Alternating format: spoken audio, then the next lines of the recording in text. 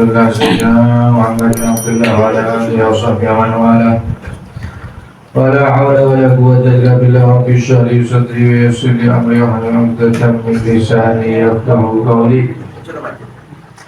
Setelah kemarin membahas tentang adab-adab sholat, sekarang kita membahas tentang adab-adab ketika berjamaah, ya. Adab-adab ketika sholat berjamaah, baik yang dibahas lagi ketika jadi imam atau ketika jadi makmum. Yang bagi lil imam ayyukhaffifas shalah, selayaknya bagi imam itu meringankan sholat ketika berjamaah. Nabi Muhammad SAW itu kalau sholat duhur itu kira-kira panjangnya ayat yang dibaca setelah Fatihah itu sebanyak 30 ayat. Ya, sebanyak. Wa fil asri nisfu dzalik. Kalau sholat asar binisfi dzalik separuh, berarti Nabi kalau sholat asar jadi imam itu kurang lebih baca 15 ayat. Rakaat pertama sama kedua tok, ya. Karena rakaat ketiga atau keempat tidak ada kesunahan baca surah. Ya. Rakaat ketiga dan rakaat keempat tidak ada kesunahan baca surah, itu cuma rakaat pertama sama kedua. Kemudian kalau sholat maghrib, Nabi Muhammad SAW itu baca yang pendek-pendek.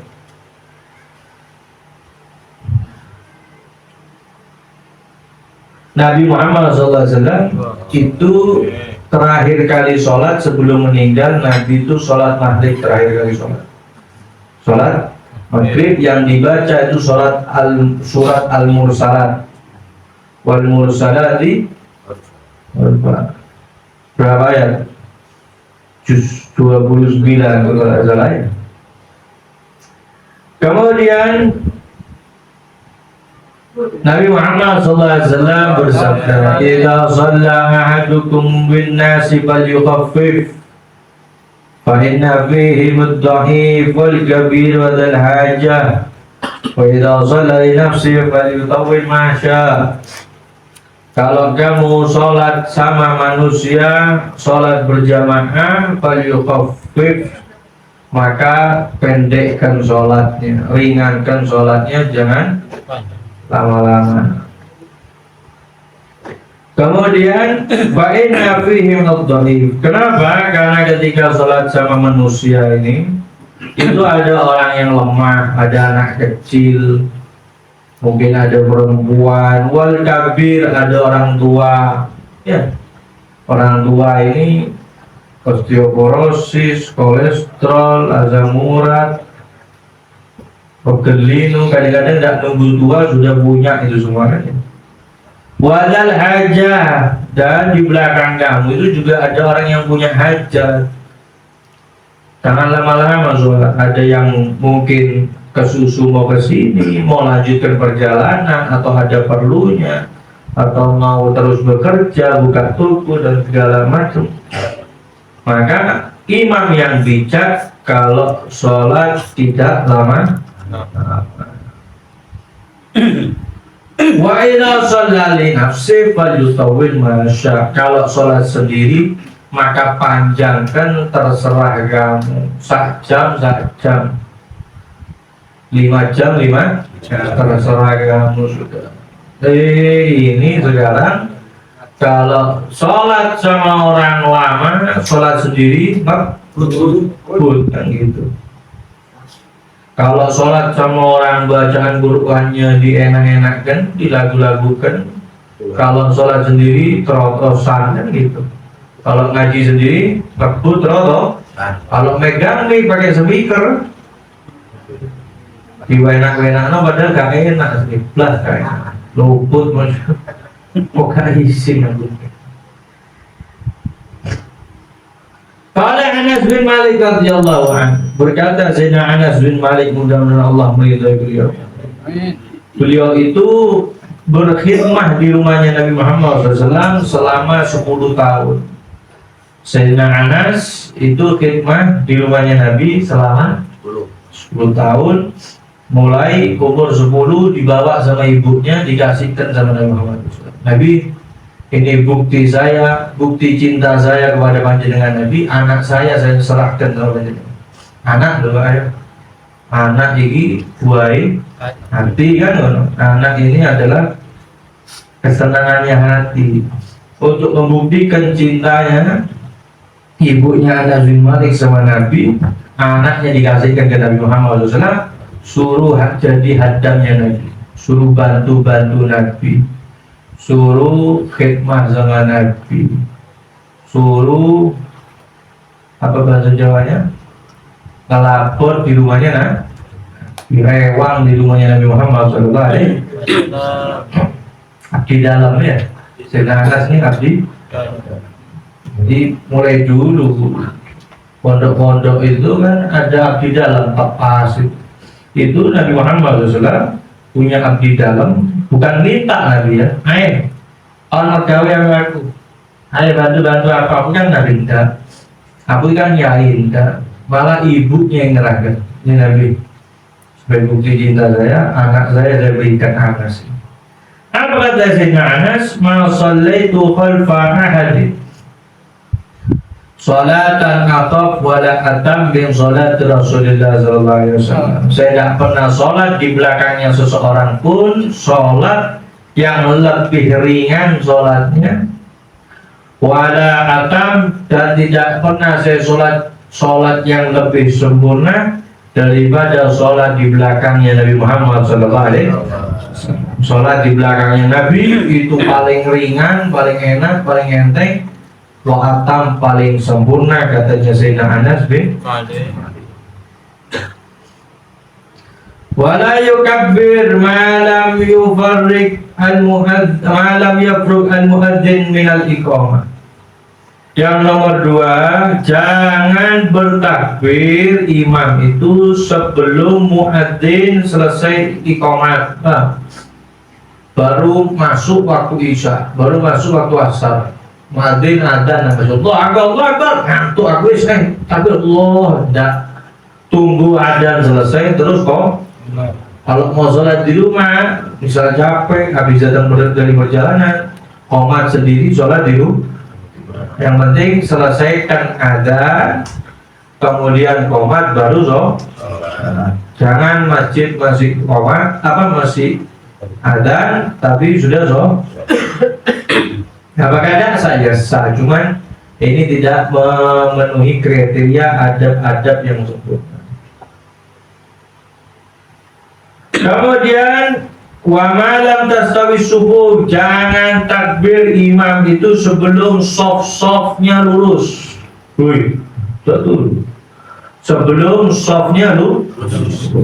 Makanya imam itu yang bagus sebelum sholat, tak moro-moro takbir, lihat ke belakang, luruskan sholat, kan gitu. Suhu bagus, bayar subuh, minta maaf sholat, luruskan sholat kalian. Karena apa? Karena lurusnya sholat itu termasuk kesempurnaan. Suhu bagus, bayar subuh, minta maaf sholat, lurus, lambat, dilihat itu. Jangan cuma ngomong toh yang ditelang. Ada yang kosong, tak disuruh maju, suruh maju, maju pak, maju, rapat ke tengah, yang kanan geser ke kiri, yang kiri geser ke kanan. Patokannya adalah orang yang di belakangnya ini imam, lurusnya imam. Suruh bagus, lurus rapat, yang kosong diisi, dilihat, diperiksa. Ada yang rodok maju sedikit, mundur kan.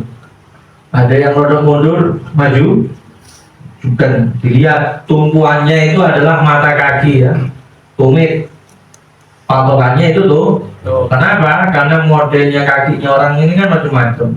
Yang kecil kakinya kecil, yang besar kakinya besar. Apalagi orang barat, tuh ukuran sepatunya 48, 49. Mau panjang lemu dulu. Aku pendek, cuman lemu dulu. Kalau pakai beli sepatu nomor 44. Maka tumpuannya biar tidak bingung, iki kok iki ono sing cilik ono sing gede. Tumpuannya itu tuh tumit, mata kaki, tumit. Yang dijadikan standar itu tumitnya. Maka hendaknya imam noleh kanan kiri, lihat kanan kiri, terus soft.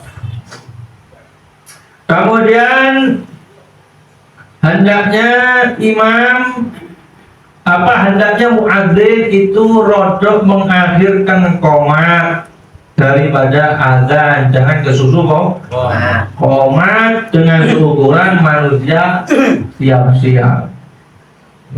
Ya apa mana? Masjid musola sekitar kita azan langsung atau apa qomat berarti kesusu apa megawe kan? Kesusu apa? Hendaknya dikasih jeda. Itu kalau dilihat paling terdekat di Masjid Al-Haji itu ada jam-jam. Kalau maghrib itu langsung biasanya atau 5 menit. Kalau isya langsung, kalau atau 5 menit. Kalau subuh itu 20 menit. Kalau zuhur pokok patokannya jam 12 siang. Kalau asar 12 siang. Kalau Masjid Jami' Pasuruan itu pakai apa istiwa itu apa bahasanya? Jam istiwa itu apa namanya? Waktu wis waktu Indonesia sholat waktu Indonesia sholat. Jadi patokannya kalau sholat duhur itu jam 12:30 wis. Itu biasanya setengah jam atau 45 menit lebih cepat daripada jam weekday. Patokannya kalau asar 3:30. Ya lebih lambat atau lebih cepat? Lebih cepat ya. Kalau asar jam 4, kalau zuhur 1. Kalau di Masjid Segaf Solo, sebelumnya Masjid Riyadh, kalau yang pernah hadir Solo, itu ditempel ada jam subuh 20 menit atau 30 menit setelah azan subuh baru qomat. Ditulis di pintunya itu jelas jadi. Di orang itu denger. Zuhur itu 2,5-30 menit setelah azan zuhur baru qomat. Asar 30 menit setelah azan asar. Maghrib 5 menit setelah azan maghrib, isya 5 menit setelah azan isya. Enak kan kalau gitu. Orang itu denger ya ada kesusu-susu, ya ada terlalu nyantai kan sudah tahu patokannya kan jamnya azan ini kan berapa. Sekarang isya jam 7 kurang. 2 bulan yang lalu jam 6 lebih sudah isya kan gitu. Jadi hendaknya kalau jadi takmir, dapat amal jadi takmir itu harus bijak ya. Disarankan itu. Yang biasa jamaah diajak rembuk, diajak duduk dibilang. Itu enak kalau gitu. Oh, subuh azan langsung. Bulu tangi. Man. Kepingin ke masjid tapi sudah buyar. Kan gitu. Pisang ini angel. Kemana sih kalau ada awan-awan matahari metu kurang menit mana bulu tangi kan? Kemudian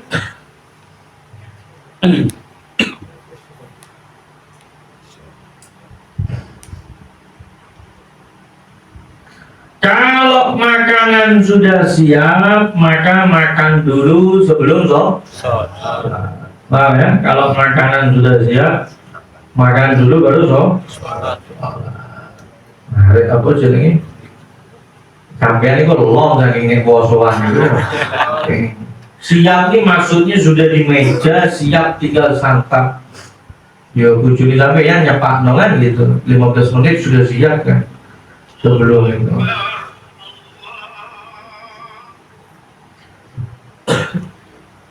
Kemudian gitu ya. Apa hadis Nabi Muhammad SAW? Idza ja'al asya wal isya fabda'u bil asya. Kalau datang makan malam dan datang waktu isya, Paham ya? Datang waktu malam, datang waktu makan malam sudah siap di hadapan mata. Orang-orang ada nisan, maka fabda'u bil hasad, maka makan dulu, makan malam dulu. Bahasa Arabnya makan malam itu asad. Bahasa Arabnya makan siang itu goda. Bahasa Arabnya makan sarapan itu futur. Maka ini makan apa aja? Kalau sudah datang waktu sholat, makanan sudah siap, makan dulu. Beb, waktunya mepet, beb. Terus beb mau makan, cuman subuhnya kurang 3 menit, ya sholat dulu. Kan gitu. Kan isya waktunya panjang kan, berapa jam? Maghrib itu kan pendek, makanya sebagian guru-guru kita itu kalau buka itu ada Allahu Akbar, kurma dulu, minum air. Setelah itu nunggu adzan selesai terus sholat makan yang ringan-ringan tuh, hongkong, pisang goreng, ya, yang enteng-enteng dulu, roti. Habis gitu minum lagi air biar bersih mulut dari sisa makanan, baru sholat maghrib. Selesai sholat maghrib baru makan berat. Jadi makannya enggak ke susu kalau sing ngiling sholat. Kalau yang enggak ngiling sholat no puasa tapi tidak sholat. Kenapa sih? Iya, tidak apa, bukan tidak apa-apa maksudnya. Itu salahnya cuma sekali. Yang salah 2 kali ya wis puasa enggak sholat. Ada Allahu Akbar langsung stroke. Woi. Hah? Kolak. Hongkong, tahu isi sego, main sego, kopi, metu, sudah galang di Samsung. Habis waktunya nanti. Habis sholat maghrib keluargen. Akhirnya berat nanti sholat maghrib, males wis. Atau kalau terawih itu adatnya habaib gitu di Hadramut sana, atau sampai ada beberapa tersisa ini. Itu ada isya tidak langsung sholat isya terus terawih kalau sampean ini. Setengah 8 wis buyar kan gitu. Kalau adatnya habaib itu nanti jam 9 baru terawih. Jadi mari mangan kenyang, kalau lemes kan, uang jenenge perut kosong terus moro diisi. Apa mana sing mlebu adem-adem itu langsung lemes banget. Itu terawihnya nanti itu. Kalau sampai ke Bondowoso, Masjid Awabin itu yang dulu Habib Umar datang, itu terawihnya jam 9 malam. Baru start setengah 9, sholat isya terus baru terawih.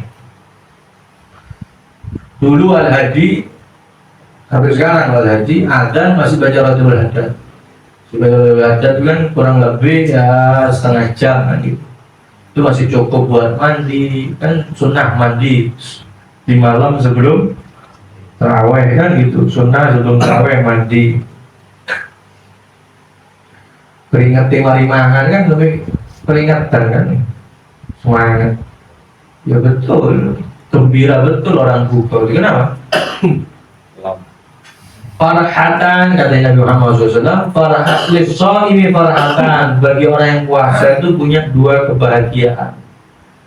Farhatun inda iftari atau inda fitrati, kebahagiaan ketika buka.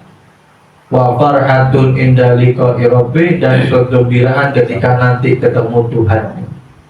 Bagi orang yang lain minum es siang hari jam 12 sama minum es pagi masih udah panas tapi ngebuahan. Memang enak es ini. Gila. Katanya Imam Ali bin Abi Thalib, air es itu ma'ul barat yaktulul dud fil batar. Katanya Sayyidina Ali bin Abi Thalib, minum air es itu membunuh cacing di perut. Membunuh jadi di perut. Tapi nanti implikasinya perutnya besar gitu. Orang yang suka minum air es perutnya besar. Makanya Sayyidina Ali itu julukannya Abul Batan.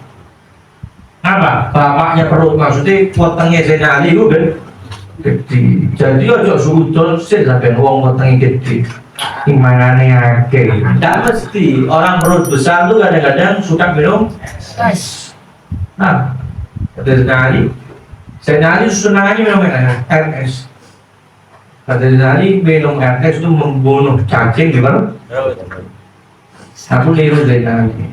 Duduk ini lancen senengane air. Kadang-kadang tangi turu itu buka kulkas. Banyak. Makanya bilang gigi saja. Kemudian fatalid yang ketiga, yarfa'ul imam sautahu bitakbirat, hendaknya imam mengangkat suaranya dengan takbirat, dengan takbir itu kan ada takbiratul ihram, ada takbir mau ruku, takbir mau iktidal, takbir mau sujud. Imam hendaknya mengangkat suaranya, dikeraskan suaranya. Allah, kayak Mekah tuh. Allahu Akbar. Sunnah ya, dikeraskan itu sunnah ya. Angkat suara bagi makmum, wala yarfa'ul makmum sautahu illa biqadri ma yasma'. Makmum tidak usah mengangkat suaranya kecuali ukuran dia dengar kupingnya sendiri. Kalau makmum kupingnya sendiri dan kalau jadi imam keraskan Allahu Akbar. Apalagi dulu udah ada mic-nya. Makmumnya sampai berapa soft itu dikeraskan. Makanya sampai ada namanya bukan bila bahasanya. Badal ini mana? Badal horba. Apa jenenge? Mubalik. Namanya mubalik. Yang menyampaikan suaranya imam. Itu kayak di Mekah masih ada tulisannya. Allahu Akbar. Dulu masih kecil Jumatan tuh masih banyak itu kayak gitu. Sekarang wis kalah mubaliknya sampai speaker wanter di speaker tidak perlu sudah. Allahu Akbar, Allahu Akbar. Itu biar makmumnya dengar. Untuk makmum tidak usah keras-keras ketika takbir, cukup kupingnya sendiri dan apalagi takbiratul ihram wajib memperdengarkan ketika takbir pertama kali masuk sholat. Takbiratul ihram itu memperdengarkan kepada dirinya sendiri. Kemudian wayanwil imam al-imamah liyanal al-fadl, hendaknya imam berniat menjadi imam biar dapat fadilahnya berjamaah. Kenapa? Kalau faidah lam yanwi sahhat salatuhu, sahhat salatul qaum. Kalau imamnya tidak niat jadi imam, tapi makmumnya niat jadi makmum, maka sah sholatnya makmum dan makmumnya dapat pahalanya jamaah. Sampean sholat zuhur, kaset ada yang nambah tuh sampai langsung berdiri di belakang. Allahu Akbar. Masih imamnya tidak niat jadi imam, sampean tetap ikut jadi makmum, sampean dapat fadilahnya jamaah. Kemudian kalau gini. Sorry. Tiralat. Kalau makmum berniat jadi makmum, ya, moro datang di belakangnya sampean sholat sendirian.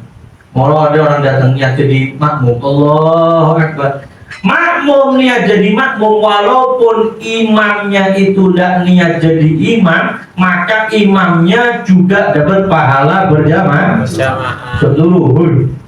Ya, walaupun imam tidak niat jadi imam, tapi ada orang di belakangnya ikut sholat jadi makmum dan berniat ikut kepada orang ini untuk jadi makmum, walaupun imam itu tidak niat sholat jamaah jadi imam itu juga dapat ganjarannya sholat jamaah. Makanya ada sebagian ulama yang memakruhkan ngeplat imam, kan banyak ini.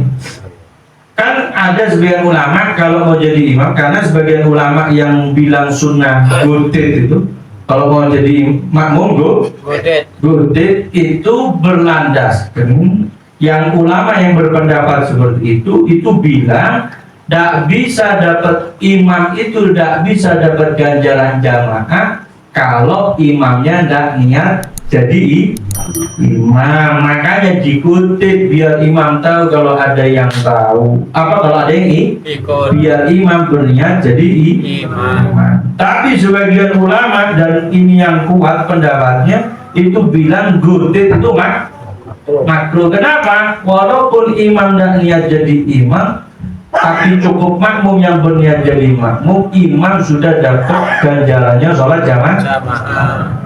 Kenapa kok dimakruhkan gutip itu? Dibilang makruh gutip itu karena mengganggu kehusyuan orang yang digutip. Nanti kalau lupa noleh dari digutip, nyaut, kalau nyaut batal. Ya, wis mandek kok sudah, yang jangan pating gutip sudah. Ini pegangannya ini yang kuat itu pendapatnya ulama. Pokok makmum niat jadi makmum, berniat jamaah kepada orang di depannya, walaupun imamnya tidak tahu tidak niat jadi imam. Tidak tahunya kenapa? Karena ada yang gutip itu, maka tidak apa-apa. Kenapa? Imam sudah dapat pahala gara-gara niatnya makmum, berniat jadi makmum. Mandek sudah gutip-gutilannya.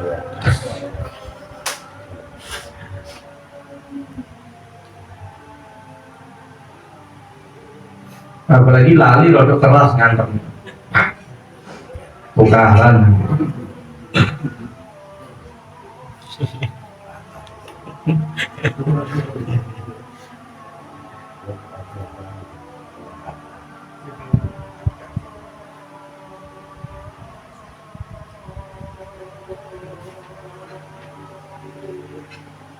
Wallahu a'lam.